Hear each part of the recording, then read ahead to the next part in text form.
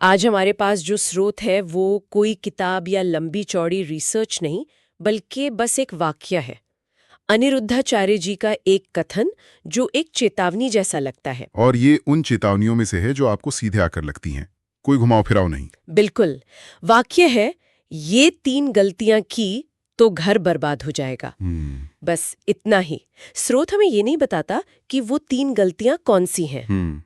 ये एक तरह की पहेली है, एक अधूरा नक्शा जो कह रहा है कि खजाना नहीं, खतरा आगे है। और यही बात इसे दिलचस्प बनाती है। ये हमें तैयार जवाब नहीं देता, बल्कि सोचने पर मजबूर करता है। एक तरह से ये हमें जासूस बनने का न्योता दे रहा है कि हम उन 3 अपराधियों को ढूंढें जो किसी भी घर की खुशियों का कत्ल कर सकते हैं। तो आज यही करते हैं। हम इस एक वाक्य को खोलेंगे और उन 3 संभावित गलतियों की तह तक जाने की कोशिश करेंगे। और इसके लिए हम सिर्फ दर्शन का ही नहीं, बल्कि आज की दुनिया की साइकोलॉजी और कुछ ठोस तथ्यों का भी सहारा लेंगे, ताकि ये समझ सकें कि घर असल में बर्बाद कैसे होता है। चलिए अपनी जासूसी शुरू करते हैं। जब हम घर की बर्बादी के बारे में सोचते हैं तो सबसे पहला शक किस पर जाता है? लड़ाई झगड़ा। ज्यादातर लोग यही कहेंगे, लड़ाई झगड़ा, तू मैं, यानी हमारी वाणी या बातचीत का तरीका। क्या ये पहली गलती हो सकती है? ये एक बहुत मजबूत कैंडिडेट है, लेकिन मामला सिर्फ ऊंची आवाज में बात करने या गाली गलौज से कहीं ज्यादा गहरा है। मनोवैज्ञानिक दशकों से इस पर रिसर्च कर रहे हैं।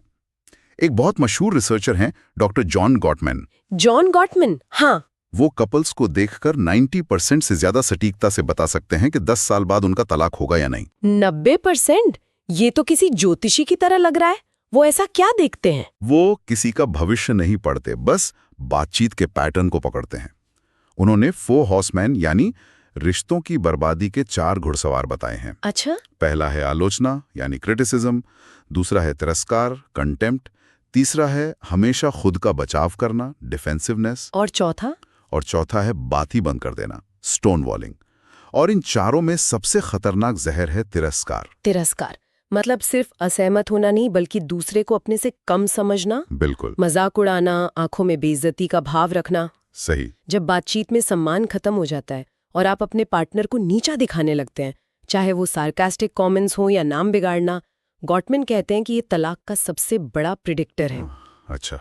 तो जब अनिरुद्धाचार्य जी वाणी की गलती की बात करते हैं, तो शायद उनका इशारा इसी तिरस्कार की तरफ है। ये वो धीमा जहर है जो रोज रोज रिश्ते में घुलता है। ये बात तो बहुत गहरी है। मतलब बड़ी लड़ाई एक दिन में होती है, लेकिन घर की नींव तो उन छोटी छोटी बेइज्जतियों से रोज खोखली हो रही होती है, जिन्हें हम नजरअंदाज कर देते हैं। हाँ।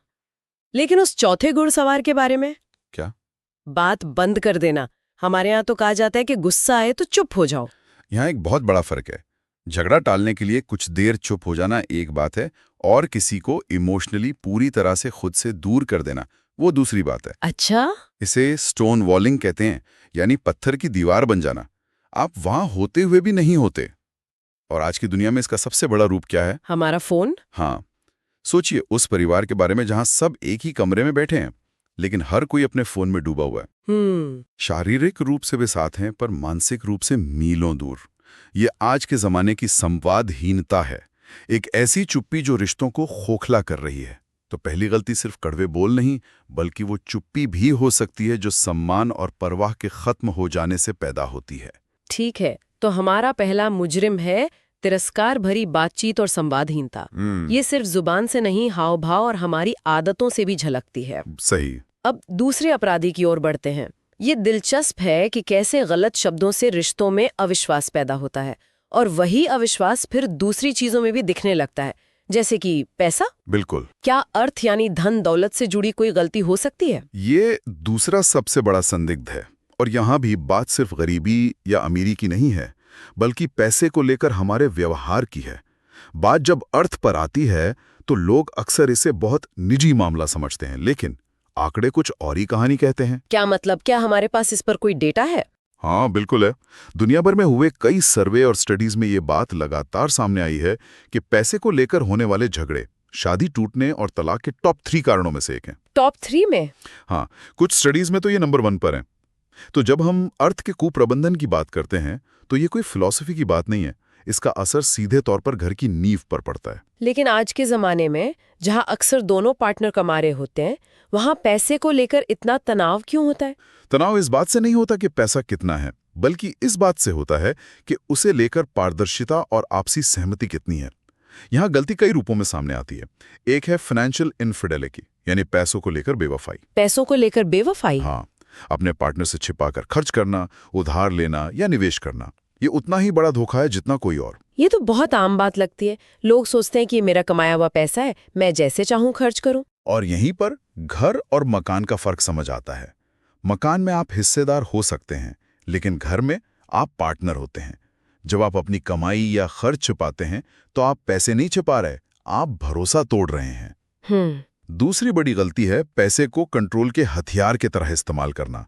एक पार्टनर का दूसरे के खर्चों पर पूरी तरह से काबू रखना, उसे हर छोटी चीज के लिए मोहताज बना देना, ये घर को धीरे धीरे एक जेल में बदल देता है। और मुझे लगता है कि इसमें सोशल मीडिया और आज की उपभोक्तावादी संस्कृति का भी बड़ा हाथ है।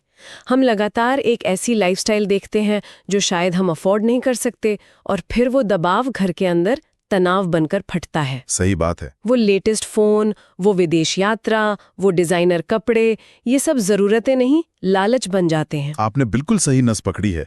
जब संतोष खत्म हो जाता है और दिखावे की होड़ शुरू हो जाती है तो अर्थ का संतुलन बिगड़ जाता है। परिवार का बजट बिगड़ता है, कर्ज बढ़ता है और फिर वही तनाव घर की शांति को खा जाता है। तो दूसरा अपराधी है पैसे को लेकर बेईमानी। ठीक है, तो हमने दो अपराधियों को पहचान लिया है। पहला, बातचीत में तिरस्कार और सम्मान की कमी। दूसरा, पैसों के मामले में धोखा और असंतोष। अब तीसरे की बारी। ऐसा लग रहा है कि ये दोनों गलतियां किसी और गहरी समस्या के लक्षण हैं, जैसे किसी इंसान की अपनी नैतिकता या उसके उसूलों में कोई कमी, शायद आचरण या कैरेक्टर। आप बिल्कुल सही दिशा में जा रही हैं। तीसरा और शायद सबसे बुनियादी क्षेत्र आचरण, यानी हमारा नैतिक व्यवहार ही हो सकता है। यहाँ धर्म का मतलब पूजा पाठ से नहीं, बल्कि हमारे कर्तव्यों और सही गलत की समझ से। ये वो गोंद है जो परिवार को तब भी जोड़े रखता है जब हालात मुश्किल हों। लेकिन आचरण तो बहुत व्यक्तिगत चीज है, और ये जो परिवार की इज्जत वाली बात है, क्या ये थोड़ी पुरानी सोच नहीं हो गई? क्या एक इंसान का गलत व्यवहार वाकई पूरे परिवार को बर्बाद कर सकता है? ये एक बहुत जरूरी सवाल है।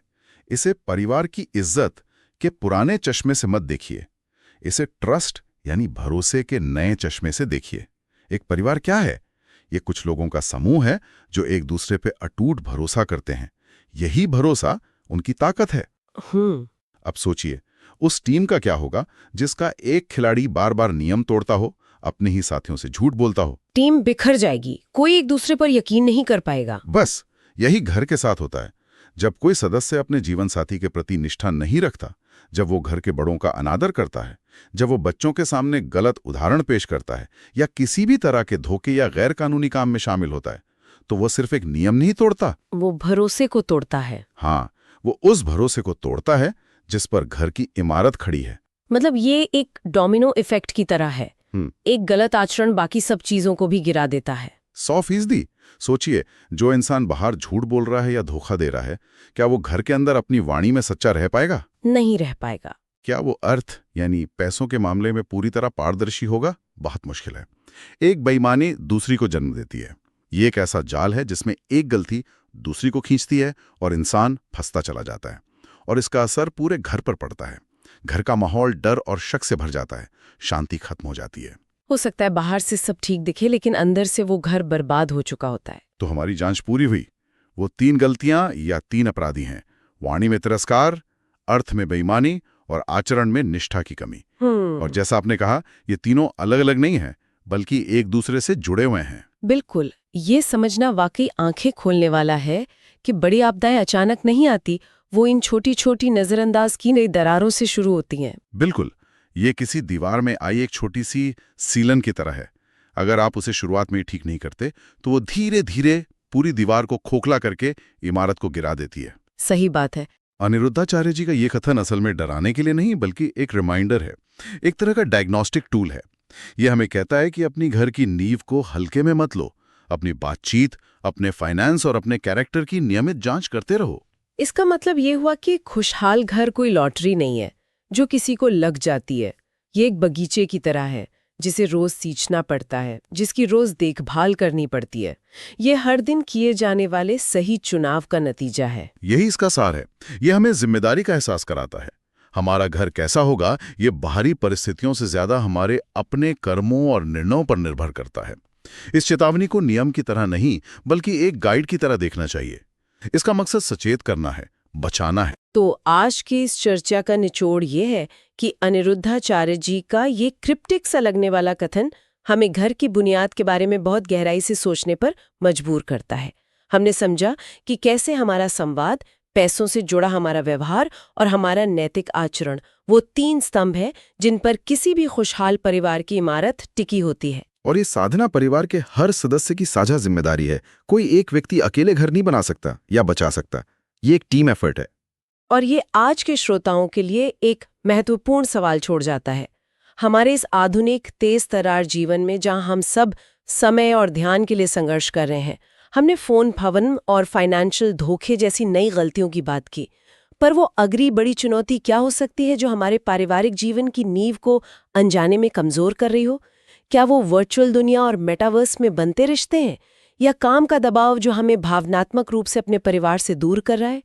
इस पर सोचना शायद आज के समय की सबसे बड़ी जरूरत है।